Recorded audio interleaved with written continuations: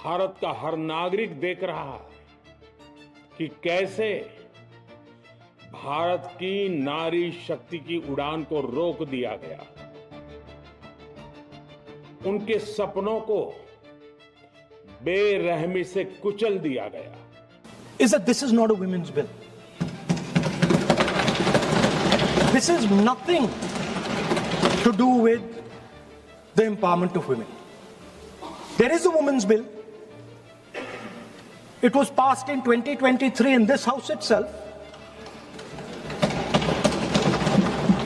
ভাবুন তো, দেশে একটা আইন পাশ হয়ে গেছে, সংসদে পাশ, রাষ্ট্রপতির সই, সব হয়ে গেছে, তবু আজও সেটার কোনো প্রভাব আপনি বাস্তবে দেখছেন না।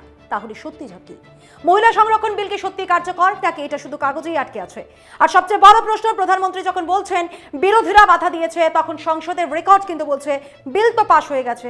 তাহলে কে সত্য বলছে, সরকার নাকি বিরোধীরা, নাকি আমরা সবাই একটা অর্ধ সত্য শুনছি? আজকের এই ভিডিওতে আমরা গোটা বিষয়টা ভেঙে একেবারে পরিষ্কারভাবে বুঝবো আসলে কি হয়েছে আর কি ভবিষ্যতে হতে চলেছে। নমস্কার, আমি স্নেহা মুখার্জি, আর দৈনিক সংবাদ অনলাইনে আপনারা দেখছেন খবরের পেছনে খবর। সম্প্রতি সোশ্যাল মিডিয়ায় একটি দাবি খুব দ্রুত ছড়িয়ে পড়েছে, বিরোধীরা নাকি মহিলা সংরক্ষণ বিল পাশ হতে দেয়নি। শুনতে সহজ, বুঝতে সহজ, কিন্তু বাস্তবতা এতটা সরল নয়। 2023 সালে ভারতীয় সংসদে নারী শক্তি বন্ধন অধিনিয়ম নামে যে আইনটি পাশ হয়েছে, সেটি লোকসভা ও রাজ্য বিধানসভায় 33% আসন নারীদের জন্য সংরক্ষণের কথা বলে। এই বিল লোকসভা এবং রাজ্যসভা দুই জায়গাতেই পাশ হয়েছে এবং রাষ্ট্রপতির স্বাক্ষরের মাধ্যমে এটি আইনে পরিণত হয়েছে। অর্থাৎ একেবারে পরিষ্কারভাবে বললে বিলটি পাশ হয়েছে, এটি এখন দেশের আইনের অংশ। তাহলে এত বিভ্রান্তিটা কেন? সমস্যাটা তো ঠিক এখানেই। এই আইনটি পাশ হলেও এটি এখনই কার্যকর হচ্ছে না। আইনে স্পষ্টভাবে বলা আছে এটি কার্যকর হবে দুটি গুরুত্বপূর্ণ প্রক্রিয়া সম্পন্ন হওয়ার পরই। প্রথমত নতুন জনগণনা বা সেন্সাস হতে হবে, দ্বিতীয়ত সেই জনগণনার ভিত্তিতে ডিলিমিটেশন অর্থাৎ নির্বাচনী আসনের সীমানা নতুন করে নির্ধারণ করতে হবে। এই দুই প্রক্রিয়া শেষ না হওয়া পর্যন্ত মহিলা সংরক্ষণ বাস্তবে চালু হবে না। এখন প্রশ্ন আসে যে ডিলিমিটেশন এত গুরুত্বপূর্ণ কেন? ডিলিমিটেশন মানে হলো দেশের বিভিন্ন নির্বাচনী আসনের সীমানা নতুন করে নির্ধারণ করা, যাতে জনসংখ্যা অনুযায়ী প্রতিটি আসনে সমান প্রতিনিধিত্ব নিশ্চিত করা যায়। ভারতের শেষবার এই প্রক্রিয়া হয়েছিল 2002 সালে এবং 2026 সাল পর্যন্ত এটি স্থগিত রাখা হয়েছে। এই কারণেই আইন বলছে নতুন করে ডিলিমিটেশন না হলে সংরক্ষণ কার্যকর করা সম্ভব নয়। এবার আসা যাক বিরোধীদের ভূমিকায়। তারা কি এই বিলের বিরোধিতা করেছে? বাস্তবে বিরোধীরা সরাসরি নারী সংরক্ষণের বিরুদ্ধে যায়নি, তাদের আপত্তি ছিল এই বিলের সময় এবং কাঠামো নিয়ে। তারা প্রশ্ন তুলেছে যদি সরকার সত্যি নারী সংরক্ষণ দিতে যায় তাহলে এখনই কেন তা কার্যকর করা হচ্ছে না।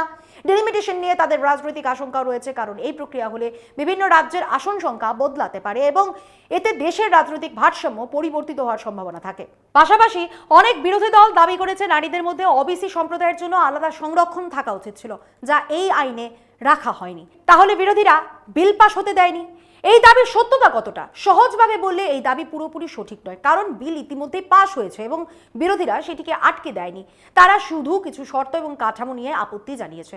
অর্থাৎ এই বক্তব্যটি মূলত রাজনৈতিকভাবে সরলীকৃত একটি ব্যাখ্যা। সরকারের অবস্থান কি? সরকার বলছে ডিলিমিটেশন ছাড়া সংরক্ষণ কার্যকর করা সম্ভব নয়। সঠিক প্রতিনিধিত্ব নিশ্চিত করতে নতুন জনগণনার তথ্য প্রয়োজন এবং এটি একটি দীর্ঘমেয়াদী কাঠামোগত পরিবর্তন, তাই সময় লাগবে। তাদের মতে এটি একটি ঐতিহাসিক পদক্ষেপ। কিন্তু বাস্তব চিত্রটা কি? বাস্তবটা হলো আইন আছে কিন্তু প্রয়োগ এখনো শুরু হয়নি। সংবিধানের জায়গা পেয়েছে কিন্তু মাঠে তার কোনো প্রভাব এখনো দেখা যাচ্ছে না। কার্যকর হওয়ার সময় পুরোপুরি নির্ভর করেছে ভবিষ্যতের জনগণনা এবং ডিলিমিটেশনের উপর। এখন প্রশ্ন, এই বিল নিয়ে এত রাজনীতি কেন? কারণ এটি শুধু একটি সামাজিক উদ্যোগ নয়, এটি সরাসরি রাজনৈতিক ক্ষমতার সঙ্গে যুক্ত। 33% আসন সংরক্ষণ মানে বহু বর্তমান নেতার আসন বদলাতে পারে, নতুন প্রার্থীরা সুযোগ পাবে এবং পুরো রাজনৈতিক সমীকরণ বদলে যেতে পারে। তাই প্রতিটি রাজনৈতিক দল নিজেদের দৃষ্টিভঙ্গি অনুযায়ী এই বিষয়টি ব্যাখ্যা করছে, আর সেই কারণেই সাধারণ মানুষের মধ্যে বিভ্রান্তি তৈরি হচ্ছে। কেউ ভাবছে বিল পাশ হয়নি, কেউ বলছে বিরোধীরা আটকে দিয়েছে, আবার কেউ মনে করছে এখনই সংরক্ষণ চালু হয়ে যাবে। কিন্তু সত্যিটা একটাই, বিল পাশ হয়েছে কিন্তু এখনো কার্যকর হয়নি। আগামী দিনে কি হতে পারে যদি সবকিছু পরিকল্পনা অনুযায়ী এগোয় তাহলে প্রথমে জনগণনা হবে, তারপর ডিলিমিটেশন হবে এবং তারপরেই মহিলা সংরক্ষণ বাস্তবে কার্যকর হবে। তবে এই পুরো প্রক্রিয়ায় কয়েক বছর সময় লাগতে পারে। গণতন্ত্রে শুধু আইন তৈরি করাই যথেষ্ট নয়, তার বাস্তব প্রয়োগই আসল পরীক্ষা। মহিলা সংরক্ষণ আইন সেই বাস্তবতার একটি স্পষ্ট উদাহরণ, যেখানে আইন তৈরি হয়েছে কিন্তু প্রয়োগের জন্য দেশ এখনো অপেক্ষা করছে। এই প্রসঙ্গে বলা যায়, মহিলা সংরক্ষণের বিষয়টি মোটেই নতুন নয়, এর শেকড় বহু পুরনো ইতিহাসের মধ্যে প্রথিত। 1928 সালে মতিলাল নেহরুর সময় থেকে রাজনীতিতে মহিলাদের অংশগ্রহণ নিয়ে আলোচনা শুরু হয়েছিল। 1931 সালের করাচি অধিবেশনে এই বিষয়ে প্রস্তাব পাশ করা হয়। স্বাধীনতার পরেও বহুবার এই বিল আনার চেষ্টা হয়েছে। 1989 সালে রাজীব গান্ধীর আমলে প্রথম উদ্যোগ, তারপর 1996, 1998, 2004 বারবার আলোচনায় এলেও তা বাস্তবে রূপ পায়নি। এমনকি 2008 থেকে 10 সালে রাজ্যসভায় পাশ হলেও লোকসভায় আটকে গিয়ে আবারও থেমে যায়। এই দীর্ঘ ইতিহাস আমাদের একটা বিষয় স্পষ্ট করে দেয়, সমস্যাটা একদিনের নয়, এটা বহু দশকের অমীমাংসিত প্রশ্ন। এরপর আসে আরও একটি গুরুত্বপূর্ণ প্রশ্ন, 2023 সালে বিল পাশ হয়ে আইনে পরিণত হওয়ার পরও কেন এখনও তা কার্যকর করার জন্য কোনো দৃশ্যমান পদক্ষেপ নেওয়া হয়নি? কেন এখনো পর্যন্ত বাস্তবে তার প্রয়োগ শুরু হয়নি? এটি কি শুধুই প্রশাসনিক প্রক্রিয়ার ধীরগতি, নাকি এর পেছনে আরো গভীর রাজনৈতিক হিসেব কাজ করছে? এই প্রশ্নটাই এখন সবচেয়ে গুরুত্বপূর্ণ এবং এই প্রশ্নটাই দর্শকের সামনে খোলা রাখা দরকার। এর পাশাপাশি বিশেষ অধিবেশন এবং ভোটের টাইমিং, এই দিকটিও আলাদা করে নজরে আনা প্রয়োজন। ভোট চলাকালীন হঠাৎ করে সংসদের বিশেষ অধিবেশন ডাকা এবং নতুন বিল আনার চেষ্টা, এটা কি শুধুই আইন প্রণয়নের স্বাভাবিক প্রক্রিয়া, নাকি এর পেছনে কোনো কৌশলগত রাজনৈতিক পরিকল্পনা রয়েছে? বিশেষ করে যখন দেখা যাচ্ছে বর্তমান সময়ে মহিলা ভোটাররা নির্বাচনের ফল নির্ধারণে অত্যন্ত গুরুত্বপূর্ণ ভূমিকা নিচ্ছেন। ডিলিমিটেশনের বিষয়টিও এখানে অত্যন্ত গুরুত্বপূর্ণ হয়ে ওঠে।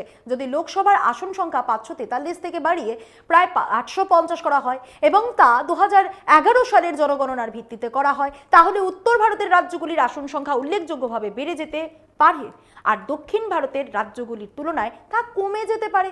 অর্থাৎ বিষয়টি শুধুমাত্র নারী সংরক্ষণে সীমাবদ্ধ নয়, এটি গোটা দেশের রাজনৈতিক ভারসাম্যকে বদলে দিতে পারে।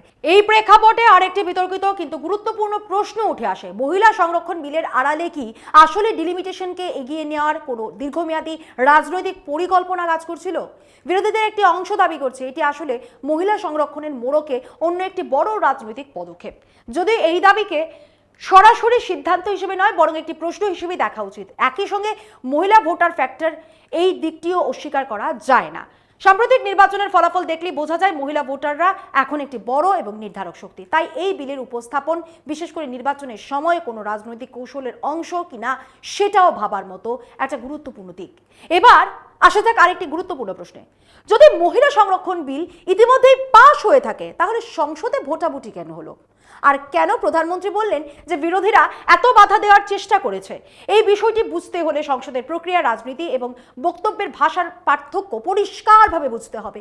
ভারতের সংসদে কোনো বিল আইন হতে গেলে একটি নির্দিষ্ট প্রক্রিয়ার মধ্য দিয়ে যেতে হয়। প্রথমে বিলটি লোকসভায় তোলা হয়, তারপর আলোচনা হয়, সংশোধনী প্রস্তাব আসে এবং শেষে ভোটাভুটি হয়। একইভাবে রাজ্যসভাতেও একই প্রক্রিয়া অনুসরণ করা হয়। মহিলা সংরক্ষণ বিলের ক্ষেত্রেও ঠিক এই প্রক্রিয়ায় অনুসরণ করা হয়েছে। সংসদে এই বিল নিয়ে দীর্ঘ আলোচনা হয়েছে। বিরোধী দলগুলো বিভিন্ন প্রশ্ন তুলেছে, কেন তাৎক্ষণিকভাবে সংরক্ষণ চালু করা হচ্ছে না, কেন ডিলিমিটেশনের সঙ্গে এটি যুক্ত করা হয়েছে এবং কেন ওবিসি নারীদের জন্য আলাদা কোটা রাখা হয়নি। এই আপত্তিগুলোর ভিত্তিতে বিরোধীরা কিছু সংশোধনী প্রস্তাবও দেয়। এখানে একটি গুরুত্বপূর্ণ বিষয় হলো, যখন বিরোধীরা কোনো বিলের কাঠামো পরিবর্তনের জন্য সংশোধনী আনে, তখন সেটি মূল বিলের বিরুদ্ধে সরাসরি না বলা নয়, বরং এইভাবে নয় অন্যভাবে হোক এই অবস্থান। সংসদে তখন দুটি জিনিসে ভোটাভুটি হয়, একদিকে বিরোধীদের আনা সংশোধনী প্রস্তাব, অন্যদিকে মূল বিলটি। বিরোধীদের সংশোধনী প্রস্তাবগুলো ভোটে পরাজিত হয় এবং তারপর মূল বিলটি ভোটাভুটিতে পাশ হয়, সেটিও বিপুল সংখ্যাগরিষ্ঠতায়। অর্থাৎ সংসদীয় রেকর্ড অনুযায়ী বিলটি বাধাহীনভাবে পাশ হয়েছে এবং বিরোধীরা সেটিকে থামাতে পারেনি। তাহলে প্রধানমন্ত্রী কেন বললেন বিরোধীরা বাধা দিয়েছে? এখানে বিষয়টা পুরোপুরি রাজনৈতিক ভাষার ব্যবহার। সংসদের ভেতরে বিরোধীরা যেসব প্রশ্ন তুলেছে, সংশোধনী এনেছে এবং বিলের কিছু দিক নিয়ে সমালোচনা করেছে, সরকার সেই পুরো প্রক্রিয়াকে বাধা বা অবস্ট্রাকশন হিসেবে তুলে ধরেছে। অন্যদিকে বিরোধীরা বলছে তারা বিল আটকে দেয়নি, বরং সেটিকে আরো শক্তিশালী এবং অন্তর্ভুক্তিমূলক করার চেষ্টা করেছে। অর্থাৎ বাধা শব্দটি ব্যবহার সম্পূর্ণভাবে দৃষ্টিভঙ্গির উপর নির্ভর করছে। সরকারের দৃষ্টিভঙ্গি থেকে বিরোধীরা বিলের পথ মসৃণ করেনি, তাই সেটিকে বাধা বলা হচ্ছে। বিরোধীদের দৃষ্টিভঙ্গি থেকে তারা গণতান্ত্রিক প্রক্রিয়ার অংশ হিসেবে আলোচনা ও সংশোধনী এনেছে, যা সংসদের স্বাভাবিক কাজ। এই দ্বন্দ্বটায় বাইরে এসে বিরোধীরা বিল পাশ হতে দেয়নি, এই সরলীকৃত বক্তব্যে পরিণত হয়েছে। আরেকটি গুরুত্বপূর্ণ দিক হলো এই বিলটি তাৎক্ষণিকভাবে কার্যকর হচ্ছে না, এটি জনগণনা এবং ডিলিমিটেশনের সঙ্গে যুক্ত। এই বিষয়টিকেই বিরোধীরা সবচেয়ে বেশি প্রশ্নবিদ্ধ করেছে। তাদের যুক্তি, যদি সরকার সত্যি নারীদের জন্য সংরক্ষণ আনতে চায় তাহলে সেটি এখনই কার্যকর করা যেত।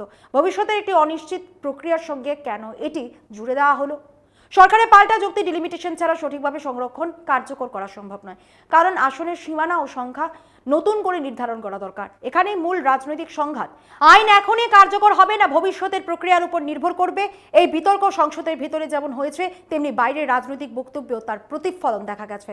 ফলে প্রধানমন্ত্রী যখন জাতির উদ্দেশ্যে ভাষণ দেন, তখন তিনি এই পুরো বিরোধিতা, সংশোধনী এবং প্রশ্ন তোলার ঘটনাগুলোকেই একত্র করে বাধা হিসেবে তুলে ধরেন, যা রাজনৈতিক বক্তব্যের দৃষ্টিকোণ থেকে স্বাভাবিক। কিন্তু তথ্যের নিরিখে বিষয়টি পরিষ্কার, বিরোধীরা বিলটি থামাতে পারেনি। বিল সংসদে পাশ হয়েছে, তবে তারা এর কিছু শর্ত কাঠামোর বিরোধিতা করেছে। সবশেষে বলা যায়, এই পুরো ঘটনাটি আমাদের দেখায় যে সংসদে কোনো বিল পাশ হওয়া মানেই যে সেখানে কোনো বিরোধিতা ছিল না তা নয়, বরং গণতন্ত্রে বিতর্ক, প্রশ্ন এবং সংশোধনী এই সব কিছুই স্বাভাবিক প্রক্রিয়া।